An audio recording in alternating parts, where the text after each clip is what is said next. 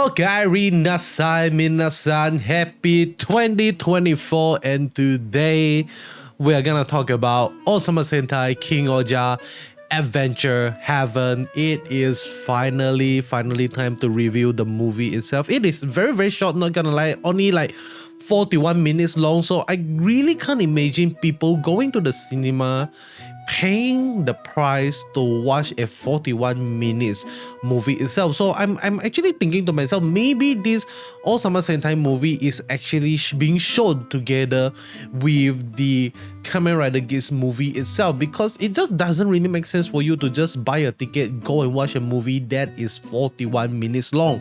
But then again, this Adventure Heaven actually show us a lot of nostalgia, especially for us audience who are outside of Japan. We are not able to actually watch the movie when the movie actually appears. We got so much flashback, so much callback, and I think the most important thing is their hairstyle, man. Like their hairstyle in season 1 is peak. I love their hairstyle in season 1.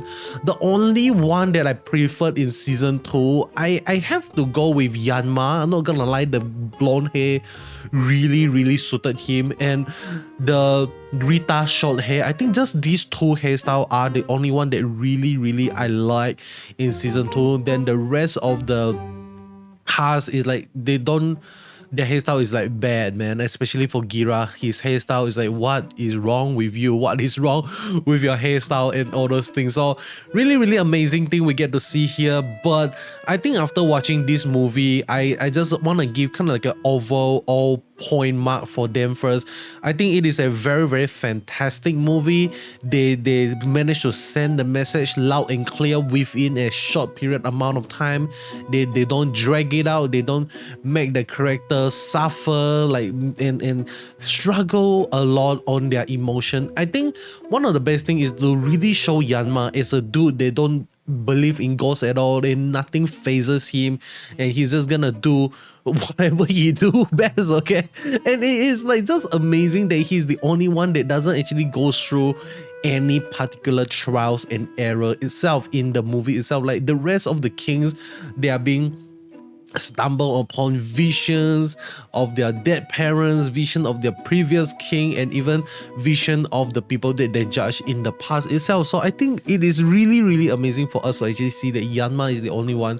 There's like no trust for him at all. All he wants to do is to just focus on getting back home. Like he just focus on the issue on hand, focus on how to handle the issue, and he did exactly that. He managed to summon all the kind of like the retainer to the death realm to help their king and to kind of like solve their problem a little bit, especially for Rita itself. I think Rita is a really fantastic character that we actually get to see in the movie itself, because we actually get to see her being very vulnerable, very weak, because she is like really troubled by the ghost and the lost spirit of the people that she judged in Gokhan itself, and she felt guilty for doing that. And I love that we actually get to see this side of Rita, because it shows that she is just a human.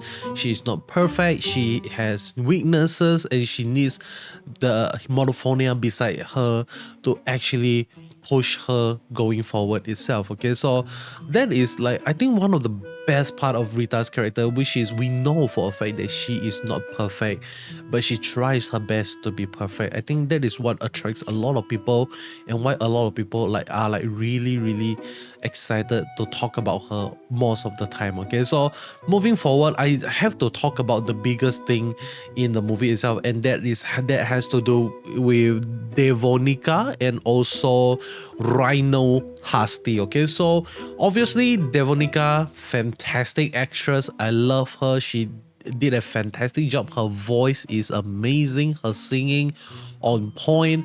But I think one thing that I felt like is like really wasted here is like we don't really get to see the tension going on, like because Gira stepped in immediately, and we don't actually get to see Gira kind of like losing and almost giving up and all those things. But it just show us that, hey, Gira is someone that is like he managed to change the mind of Devonica, or like rather than being kind of like a vessel for Rhino Husty, like Devonica actually choose to obey the king of Gira itself. But I think that is also part of the trials. If you really think about it, the one that is gonna decide whether or not Gira passes the trial or not is never gonna be Rhino. It is actually always gonna be Devonica.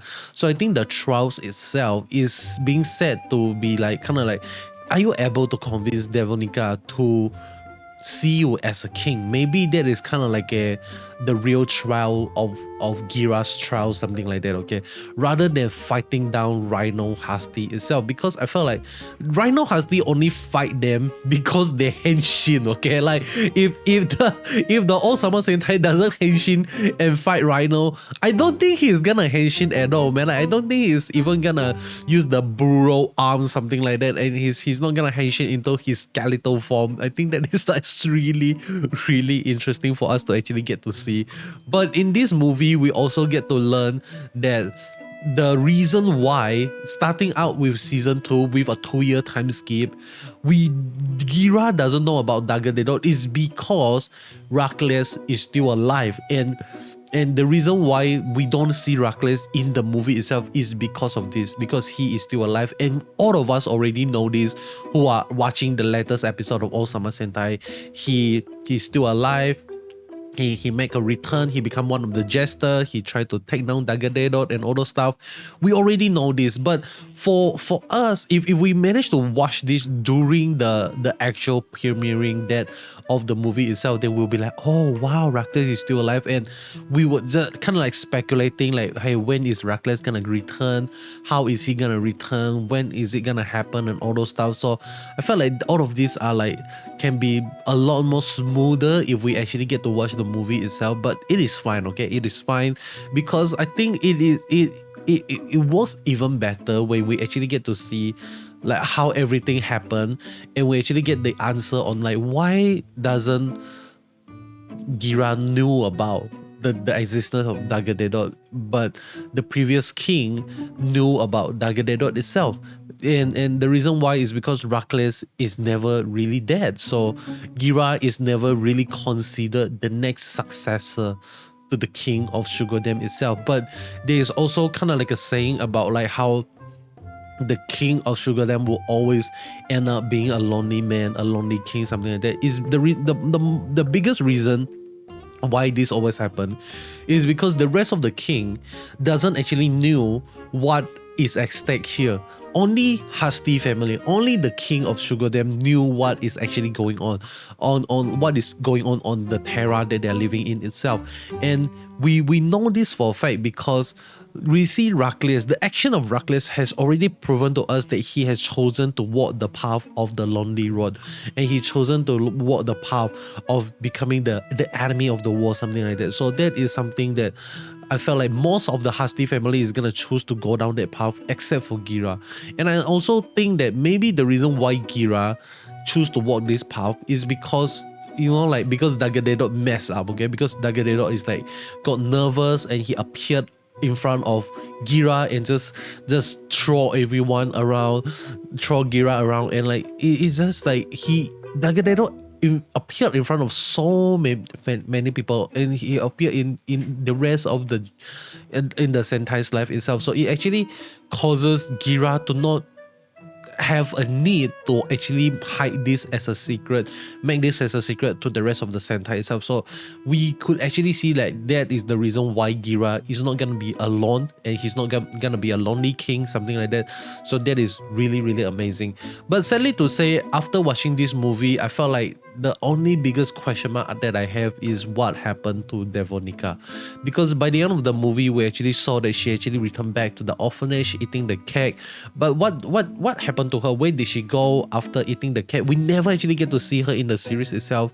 I would really love if she can actually come back before like the series actually end. In the main series itself, she can actually do a little bit of, I'm not sure, man, like she can do her spirit dancing land of the dead thing to fight against Grody, maybe send Grody to the land of the dead so that he's not gonna be able to kind of interfere with the land of the living, something like that. Okay, so if that is how they're gonna take care of Grody, I think I'm way okay with that. Okay, at first I wanted to suggest like, hey, maybe we can actually get to see Rhino making a return in the final arc of the story, but after seeing how the post-credit scene actually happened, like he was being destroyed by Dagadedot itself, I was like, okay, okay, it's okay.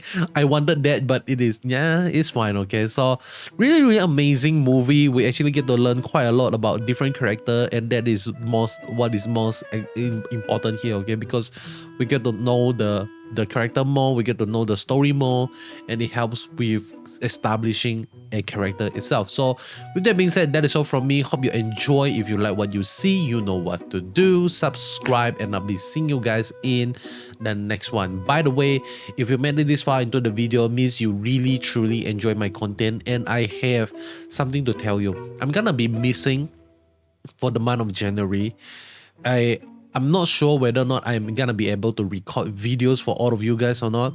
I would really love to record videos for all of you guys, but with that being said, I might be busy, might be too tired because I'm gonna be working in a film production work, and I don't really want to mess things up on my job because that is like my career. I don't want to mess it up, and if I mess it up, I might not have job in the future, something like that. Okay, so with that being said, be ready to not see me for a month. I'm gonna be missing, so 3 episode missing review. I hope you guys are still gonna be here when I come back. I'm gonna return on February. I'm gonna come back strong, recharge hopefully, and I'm gonna keep making my shitty theory video that all of you guys enjoy. Goodbye. Hope you enjoy. Have a wonderful 2024. Goodbye.